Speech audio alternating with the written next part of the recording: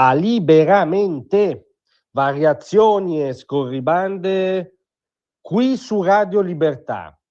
Allora c'è una singola, splendida, coraggiosissima donna iraniana che ha dato una lezione definitiva da scolpire nella pietra a tutto il caravanserraglio delle anime belle nostrane, quelle che sedute al caldo di salotti occidentali, sguazzando nelle libertà occidentali, appellandosi a proiezioni nel migliore dei casi, diciamo, eccessivamente nobili, nel peggiore dei casi strumentali, come il diritto internazionale, stanno in questi giorni di fatto facendo gli interessi degli ayatollah, perché chi critica, contesta addirittura alla radice l'intervento americano-israeliano contro una delle più orrendi dittature del pianeta, di fatto fa gli interessi della dittatura medesima, per chi vive nella realtà e non nella sua caricatura ideologica. E loro signori hanno preso uno sberlone di realtà grazie a questa donna che si chiama Leila Farakbaksh, speriamo di averla pronunciata bene, iraniana residente a Firenze da 15 anni, attivista dell'associazione Donne, Vita e Libertà.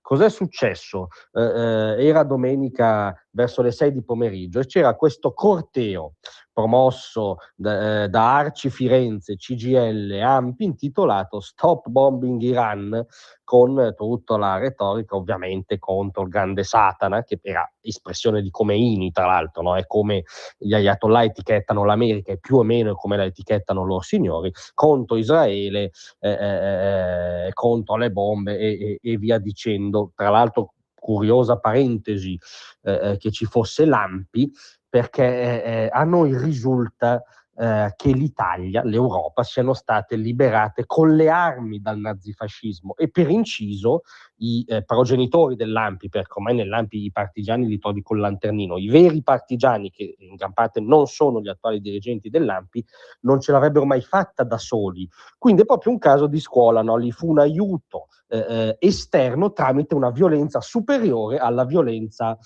nazista, mutatis mutandis, è quello che sta avvenendo contro il nazi-islamismo in Iran. Ma l'ANPI è contro i liberatori in questo caso. C'è comunque questo corteo, a un certo punto questa donna attraversa la strada, si mette davanti da sola a fronteggiare il corteo e dice: ora vi voglio dire una cosa io. E alzando il tono con un coraggio veramente invidiabile: come avete potuto restare in silenzio quando il regime in 2 giorni ha chiuso internet e ha ucciso 40.000 persone? 53.000 sono in arresto e sotto tortura. Dove eravate? E lì ignora ovviamente le reazioni scomposte che muovono dal corteo e continua. Le donne in Iran sono sotto violenza, 10.000 persone accecate. Eravate in piazza quando organizzavamo noi le manifestazioni? Non avete mai organizzato e ora siete qua per dire cosa? Per dire che il popolo iraniano ha chiesto aiuto? Cioè ci rimproverate di chiedere aiuto per liberarci dei tiranni che schiacciano il nostro popolo e la nostra civiltà dal 1979, vi sta dicendo questa donna. E ancora, l'America ha aiutato il popolo iraniano, non potete fare un presidio così. Cioè li sbatte in faccia la realtà fatta dei canti di gioia dalle finestre di Teheran da parte di civili che rischiano di rimanere sotto le bombe, ma preferiscono questo comunque alla prosecuzione dell'inferno islamista. Anelano la liberazione e urlano viva Trump. Ci dispiace per le anime belle, ma costoro urlano viva Trump. E questa donna straordinaria sbatte in faccia ai cosiddetti progressisti tutta la loro ipocrisia, che li fa essere spesso gli utili idioti dei peggiori oscurantisti.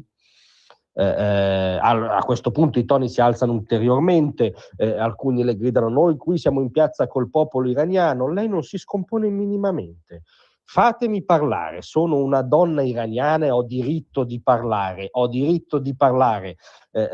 sono scappata dall'inferno degli ayatollah per preservare questo diritto, non me lo toglierete voi, le sta dicendo sostanzialmente Leila, scusate.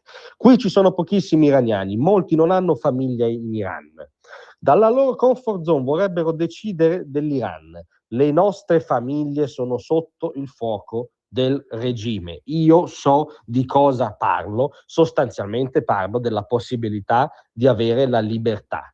Perché questa cosa non vi suona? Perché la libertà è un'esclusiva vostra, è un privilegio che deve essere solo vostro, vi sta dicendo questa veramente impeccabile donna iraniana che ha mantenuto la calma e li ha annichiliti con le argomentazioni, perché il tasso di ipocrisia è fuori controllo, perché ha ragione Leila, nessuno di questi si è visto mentre gli ayatollah macellavano la loro popolazione, accumulavano cadaveri per strada tendenzialmente di ventenni, tra l'altro, mandavano le squadracce della morte negli ospedali a finire i superstiti, una cosa che supera qualunque orrore.